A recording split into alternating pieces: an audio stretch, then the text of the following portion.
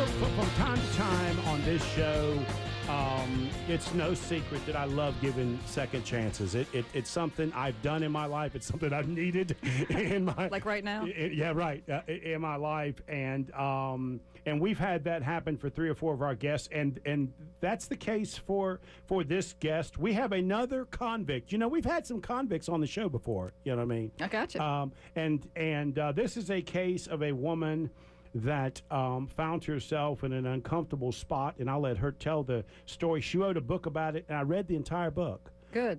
Holly, I'm sorry, I'm not going to say your last name. Pasut, am I saying that right? No, you're not. Please you're correct me. off to a great start. Please correct me. It's like a Z, but it's pronounced Pasut. Pasut. Oh, okay. Wow. Him and the Z's. Wow. It's Italian. Pasut. It's Italian. I like that. I can remember that. Yeah, there you go. So, Holly, you wrote a book, A Strange Path to Freedom. Mm-hmm. I thought I was going to read about a woman describing why and how she was part of a mortgage fraud business and went to jail for 18 months. What I found is the book was about your time in jail, and it really was a very interesting read. It was enlightening for a guy like me that wouldn't know. I thought it was really interesting. So it was a different take on the journey that you took. Right. It wasn't about the case. I was sick of the case, and I was sick of talking about me and the government and the justice system and prosecutors and defense attorneys. I was just sick of the whole case.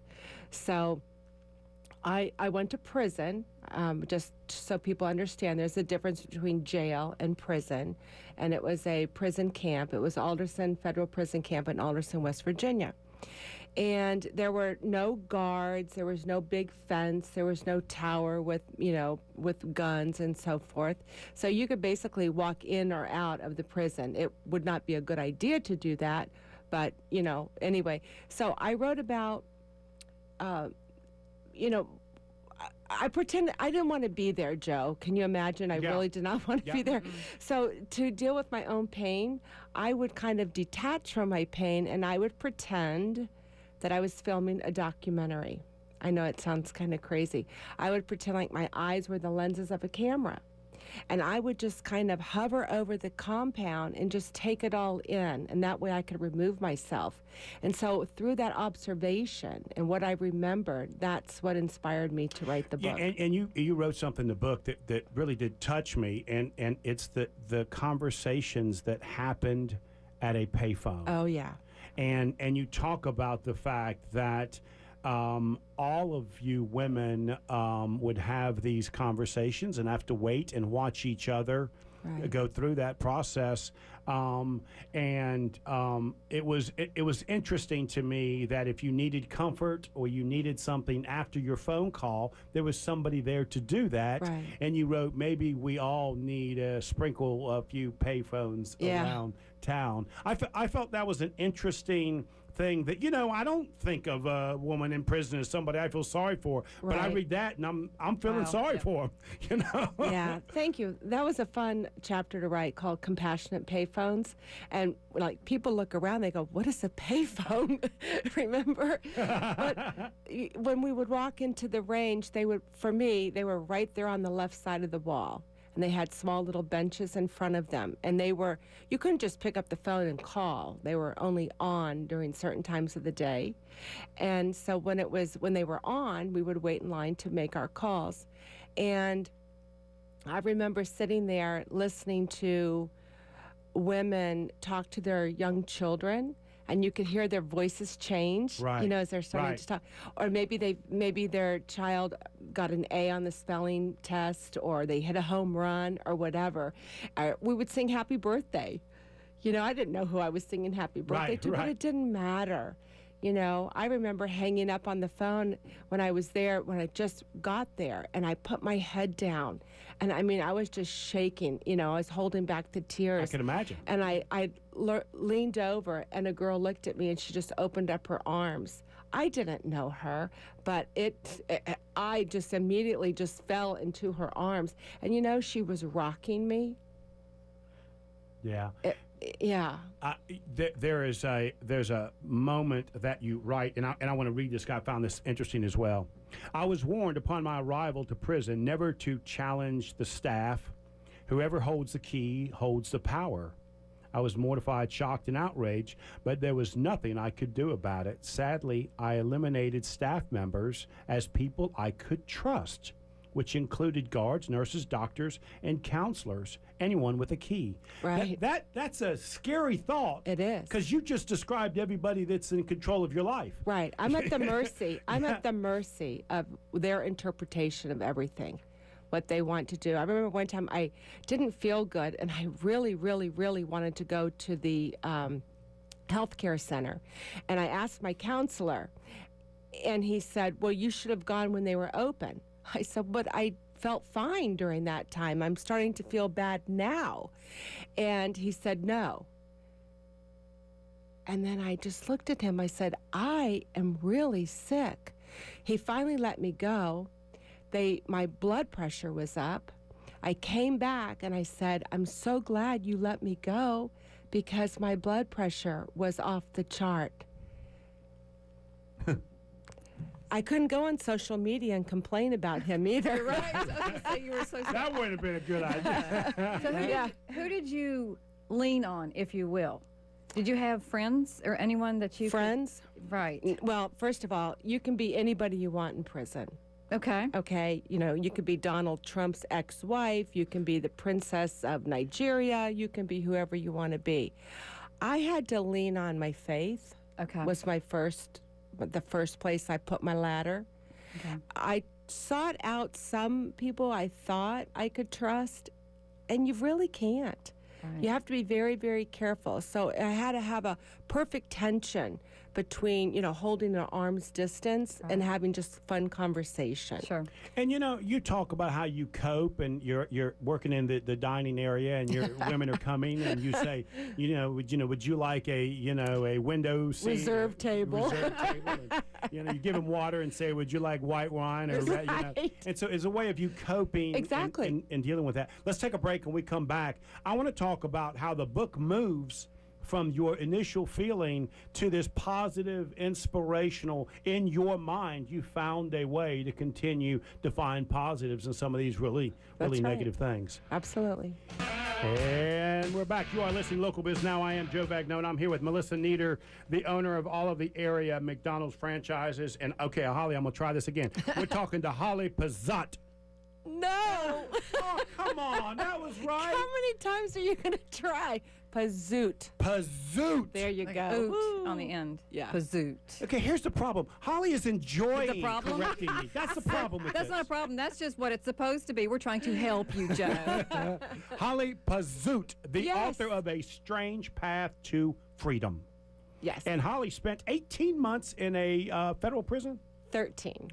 Excuse me for those 5 Right, extra don't put me there Don't any put her back longer, for 5 please. more.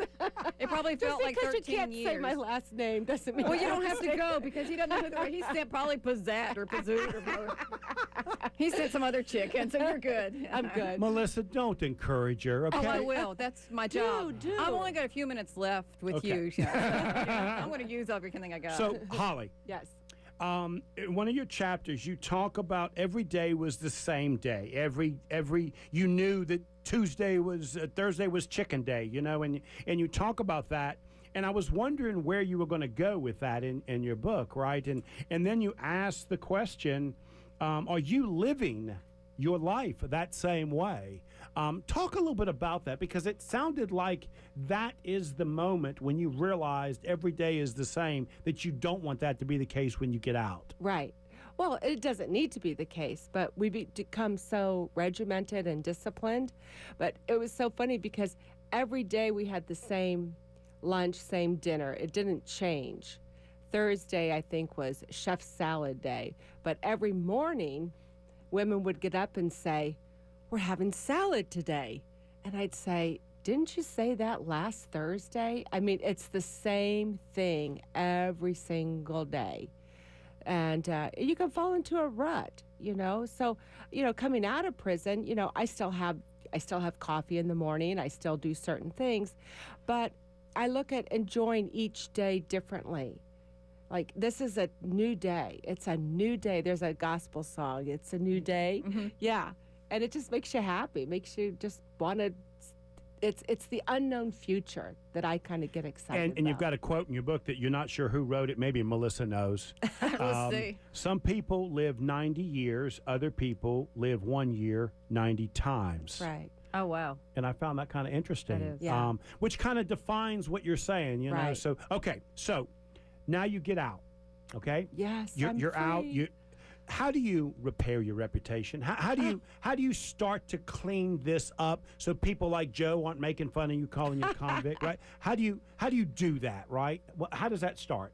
Well, first of all, I don't care because I know who I am and I know who I'm good with. I know who I am and whose I am. Good for you. And all the reputation and what people say, like you said earlier, you can't control what the public is going to say about you, exactly right. whether they're on social media. And they don't even know me. Oh, yeah. So what you read on websites and so forth, newspapers, they're not, you don't know how slanted they are or biased or if it's the real story. So I can't spend my life trying to repair. I'm spending my life renewing, rebuilding, renewing, and having a great time. That's what I'm doing. And so let's talk about that. So what are you doing now and how can people reach you? Okay, so what I'm doing now, I'm no longer a real estate broker, obviously. I've asked for something new, and I was inspired to speak. The inspiration came while I was in prison. So I've become I'm a paid to speak speaker, and I go to predominantly white-collar type of industries, mortgage banking, accounting, title companies, and so forth, and it's universities and the inspirational groups.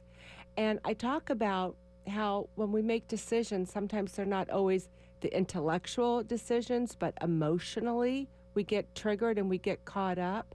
And I talk about that because that's pretty much what happened to me. And it's easy to do. Oh, yeah, but you have to really think about it. Now, prison was my initiator for change because if nothing changes, ain't nothing changing. Right. Right? So that's what I'm doing. I'm speaking. I wrote the book, and that's so pretty if much somebody it. wanted to get you for a speaking Okay. event or the book, how could they do that? Yeah, they can go on my website. It's freedomspeaker.com is the easiest way to find me. Freedomspeaker.com. Yes, and they can buy my book there, or they can go to Amazon or Barnes & Noble eBooks, Kindle. It's pretty much everywhere. Thank you so much for being on the show. We really do Thank appreciate it. you. Thank you so much. Melissa, this is your last time as a co-host. I know. I I'm want so you sad. to end the show. Go ahead and take us out. You got 30 seconds to end the show. You do it, darling. Oh, wow. I'm not being put on the spot or anything, but this has been a phenomenal experience. Keep going, doing what you're doing, Joe. This is excellent to be able to see Local Biz Now, to hear local businesses and hear their stories. Keep it real, keep it local.